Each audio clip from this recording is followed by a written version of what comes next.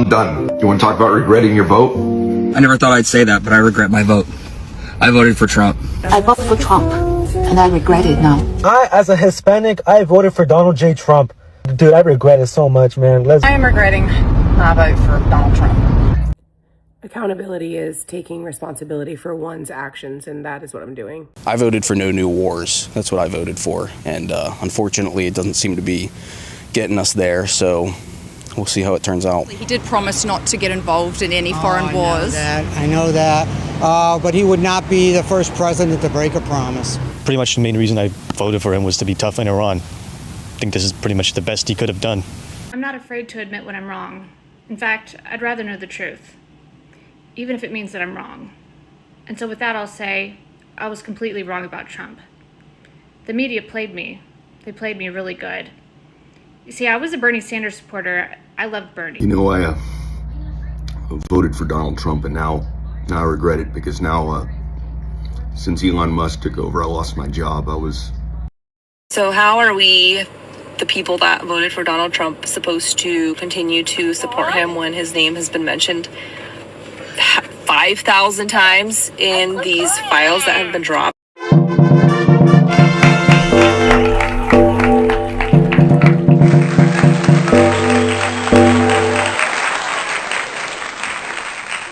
So come on, my good people, let's come. Let's discuss this together. So you can imagine the other year, that was the elections time. Do you remember how the MAGA supporters were behaving? Do you? You remember that moment whereby the streets were singing Trump's name all over again, all over the street, all over. Do you remember that? Yes, very well. You remember it very well. Very well. Now, can you imagine? Right now, same people who are singing, expecting Trump to deliver to their expectations, whatever they had in mind. For example, we have farmers who expected Trump to support them. But guess what? It was the exact opposite of the expectations. And right now, they are really crying so hard. Guys, I want to play this video so that you guys can see the instant karma that is happening to the white folks, to the MAGA people who supported President Trump for the second term. Watch this video, guys. Yeah, I want to jump on the bandwagon of saying that I regret my vote for Trump. My whole family does. My husband and I own a farm in Ohio that was funded through the Inflation Reduction Act, which Biden signed into law. And now the executive orders from Trump are rolling back all of that funding for us. So now we can no longer afford our farm. And when all that happened, it was like a lightning bolt hit my brain. And I realized that I shouldn't just be voting for myself, that Trump's policies and EOs are hurting millions of people. But it took it affecting me personally to understand what I had done was wrong. And I think it's really important for anyone to come out who voted for him and is now negatively impacted by the executive orders, or maybe you have friends or family, especially in minority communities, who are being very heavily impacted by what's going on right now. So yeah, I think it's time for us to stop being so selfish maybe and to vote for what's best for the country instead of just in our tiny little bubble, because we're all in the same boat now and we're all equally screwed by our new president. I voted for no new wars. That's what I voted for. And unfortunately, it doesn't seem to be getting us there. So we'll see how it turns out. He did promise not to get involved in any foreign wars. I know that. But he would not be the first president to break a promise. Pretty much the main reason I voted for him was to be tough on Iran. I think this is pretty much the best he could have done. No more comment. He's perfect. I'm not afraid to admit when I'm wrong. In fact, I'd rather know the truth, even if it means that I'm wrong. And so with that, I'll say I was completely wrong about Trump.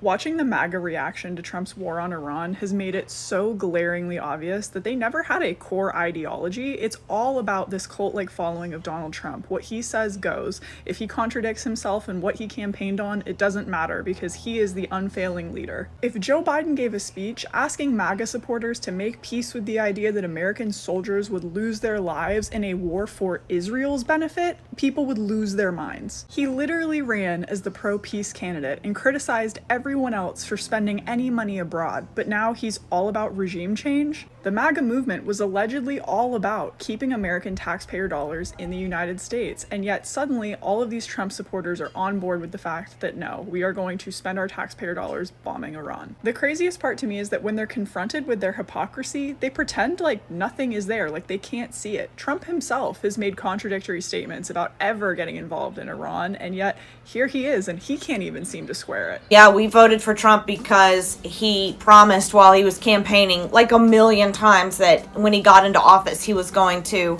bring down prices, bring down grocery prices. The inflation has been high ever since COVID, and he promised he would bring that down, but it's obvious to me now that that was not true. Egg prices have skyrocketed. The bird flu is killing all the birds, and he doesn't seem to be doing anything about that. He's stopping disease communications from the disease centers in America, pulled us out of the WHO. Like, how does that help anything? And yeah, all he's been doing is taking away rights and freedoms, or trying to. He's not doing anything about the economy. So yeah, we totally regret our vote at this point. We've had a really tough time here in North Carolina. Half of my house got washed away in Hurricane Helene, and I applied for FEMA assistance and we got approved. But now Trump is canceling FEMA and emergency assistance to people. He's also canceled Medicaid for my children.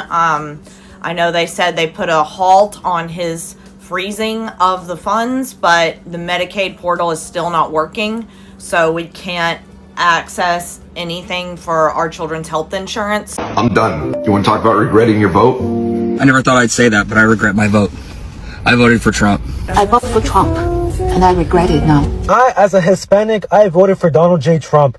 Dude, I regret it so much, man. I am regretting my vote for Donald Trump.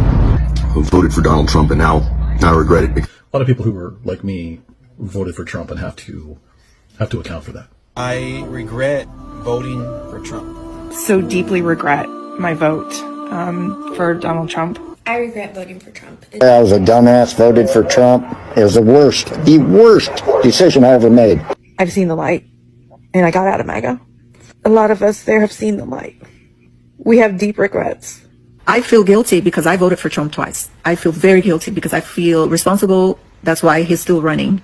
I was with Trump for 9 straight years. I'm disappointed. I'm very disappointed in Trump right now. Yeah, we voted for Trump in 2016, 2020, and 2024. We live in the Florida Panhandle, and we thought that this would be good for our business, but we're finding out now that we were wrong, and I want to publicly say that we are regretting our votes at this point. My husband and me own a construction company, and we literally do not have workers anymore. Most of our workers are from Mexico, and they're good, hard workers.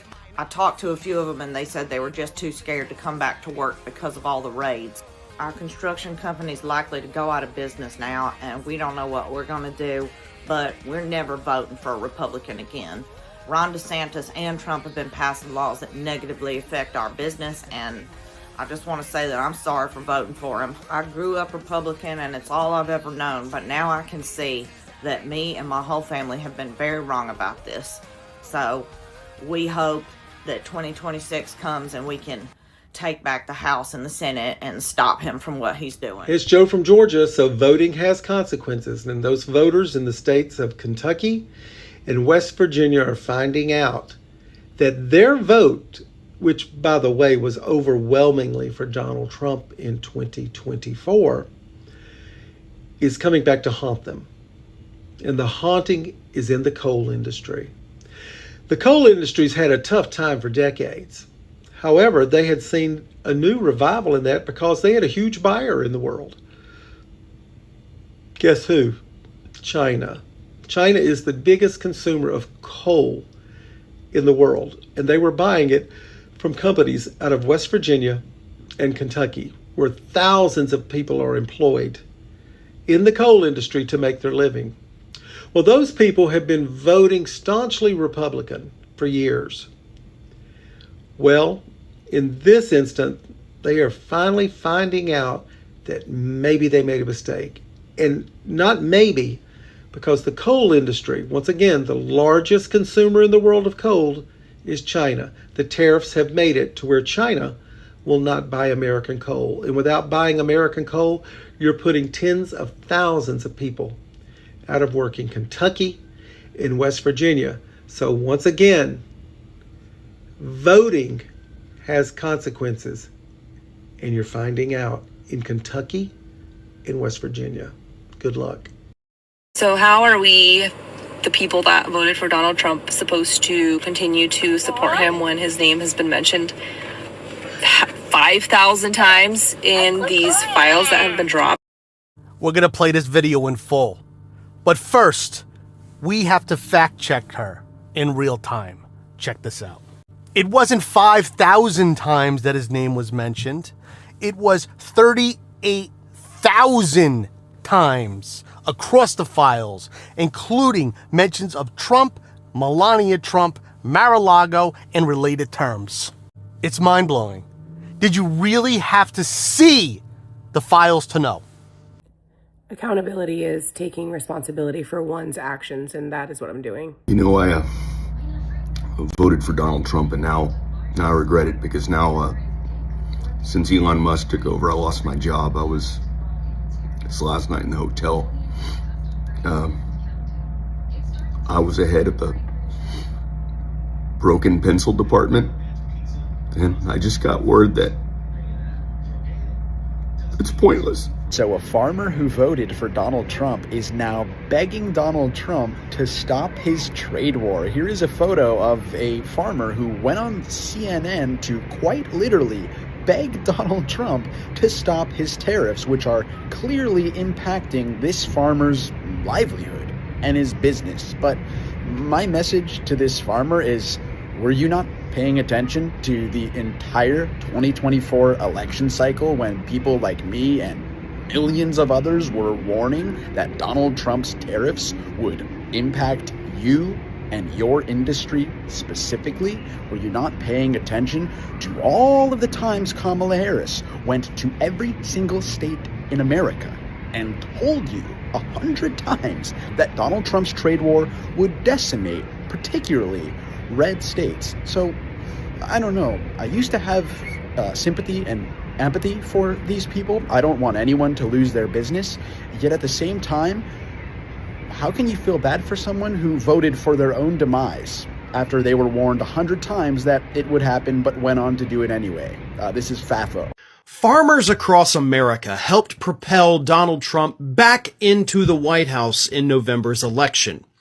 And even in a state like deep blue California, which, by the way, produces over half of the food we consume here in the United States, those farmers in California also supported Donald Trump.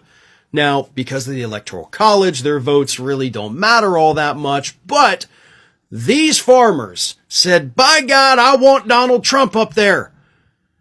And a month and a half later, these very same farmers, according to a new report from Politico, are basically wetting their pants in fear because, oh God, Donald Trump's going to deport half of our workforce. They're acting like they've just discovered this, like this wasn't something that Donald Trump repeatedly said on the campaign trail, which he did. I've said it before, but it's worth saying louder this time. Trump's most loyal supporters, America's farmers, are getting stabbed in the back in broad daylight. And the latest insult isn't just a paper cut, it's a gut punch. While U.S. farmers are drowning in mountains of unsold soybeans, Trump is opening the floodgates for Argentina to dump cheap exports into the very markets American growers just lost. Call it poetic justice, call it FAFO, but the betrayal couldn't be clearer. Argentina and Brazil, down in South America, they're our biggest competitor and soybeans and corn. Sometimes they'll raise 2 or 3 crops of corn. They always raise a big soybean crop. But Argentina is a huge competitor for the United States. We just sent them $20 billion. All the while, they're sending tax-free China 84 million bushels of soybeans. That's 30 cargo ships worth in 2 days' time. We are being forced to bail out another country's farmers at the expense of our own. That don't make much sense. That's kind of like wiping before you poop. Much said, guys. Let me know what you think about this video. Now, I want you guys to tell me in the comment section below, do you still support the president? Okay, let me know in the comment section. Or are you against, like, you just saying like, wait, he finish, he goes?